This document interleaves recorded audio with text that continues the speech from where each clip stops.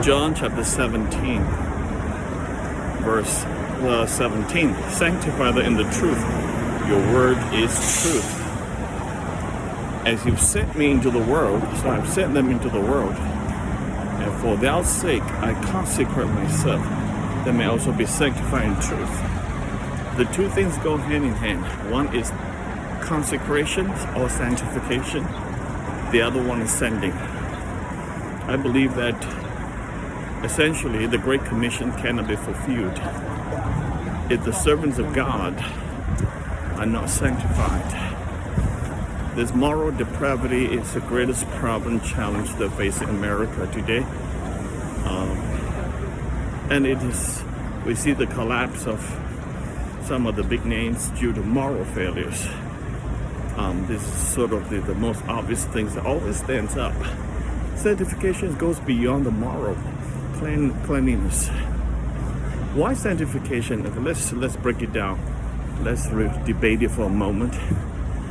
You know, in the Old Testament, every time they're going to offer something to the Lord, the sacrifice must be without blemish, the best. And the priests, before they go and offer, they must consecrate themselves. Stay away from uncleanliness. They must be clean before they appear before the Lord. In the same way, God is demanding us to be clean before He sent us out into the world to spread His truth. You know, that even Jesus said, I have sanctified them by your truth, even as I sent you. Father, have you sent, even as you sent me, and I sanctify myself for their sake. Even Jesus Himself was sanctified for the task of spreading the truth of God to this world, that the world may know that it is God who sent Him. The truth is in God, the love of God, etc. All this will become highly hidden if we are not sanctified. You know, sanctification defines a missionary. Sanctification qualifies us from going out and spreading the word of God. Let me say this, sanctification will never, how does sanctification happen? Okay, sanctification by the truth, Jesus said. They are sanctified by the truth, the word of God. Without the word of God, no one can be sanctified. All right? Sanctification happens when one walking in the truth. The truth of the word of God sanctifies you. You cannot come around and say, I'm going to stop doing that and stop doing that. I try not to read pornography. I try not to do this. I try to let anything filthy come to my mind. That's all human effort, which is noble, but it's not sustainable. The one that really sustains us, empowers us for sanctification, is the truth, the Word of God. Now, the more immersed we are in the Word of God, the more we get the power of sanctification. You know, without sanctification, we can't go out to face the world. The world is going to be too hostile for us. Look at what happened in Nashville. People go gunned down. These are Christian schools that gunned down because of a conflict ideology by a former student who identifies as trans. It is so heartbreaking to see innocent lives lost because of, this is really hate crime, personal hatred. You see, how do you deal with this? Where does this come from? This comes from the failure of sanctification of the Word of God upon the people of God, upon the world. The Word needs so much healing. And don't just say healing. That healing actually comes from sanctification. You know, don't just say, oh, my thoughts are with them.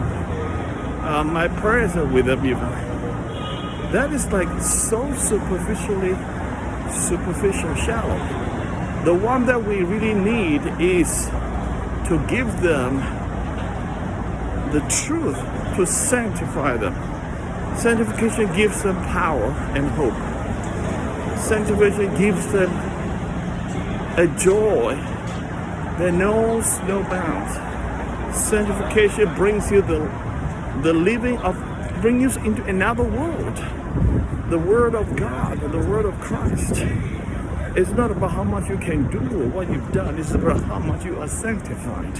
And all the doing will come out of the sanctified life. That's going to be so much more beautiful and sustainable.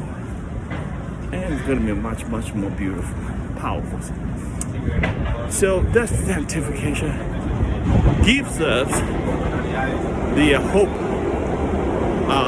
to overcome evils, overcome failures. You know, like Jesus said, they are in the world, but they are not of the world. Not of the world, but, and Jesus prayed to the Father that you may protect them from the evil one. Now that's a word. Evil one, not to protect them from evil. Protect them from the evil one. Who's the evil one? The devil, Satan. Jesus asking God the Father to protect his people from the devil, if you like. I think there's so much more apt, so much more concise besides. The one stirring the pot, the one is causing seeds of division, the one causing failures and temptations to cause men and women to fail, to fall, even children, even the servants of God. All these are happening because of the evil one. Together with the worldly system, where does it come from? It's a whole combo, but the author of all this is Satan. Now, the sanctification takes care a lot of these things. You know, that's why without the sanctification, we can't go out to spread the word. The word will overcome us. Let me just conclude right now. Sanctification will not happen without a lot of prayer, okay? It will not just be reading the word and the truth, the Bible, that will suffice. That won't suffice. Because the fact of the matter is, the Spirit and the Word go hand in hand. Without prayer, we are like feeble. In reality, if you really read and meditate upon the Word of God and you are convicted by it, you will pray. It is impossible not to pray after reading the Bible if you are impacted by it. If you're convicted by the Word of God, the truth, you'll bow down and worship and pray. I think this is beautiful to read the book of Psalms every day, to cleanse my heart every day, to pray, because that's how God uses us to be the kind of man and woman. Only if we are cleansed. If we are cleansed, we cleansed by the Word of God, by reading them, by reflecting on them. That's our only chance. Let the Word of God, like water, cleanse our souls. Cleanse our souls. And then we'll pray. And over it, we seal it. Remember, evangelism must come together with a life that is holy, sanctified life. Amen.